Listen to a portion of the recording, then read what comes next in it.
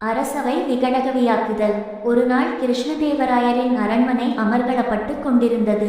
அறிஞர் பெருமக்களும் மற்றவர்களும் மண்டபத்தில் கூடியிருந்தனர். தெனாலிராமனும் ஓர் ஆசனத்தில் அமர்ந்தான். மன்னர் கிருஷ்ணதேவராயர் வந்தவுடன் சபை கூடியது.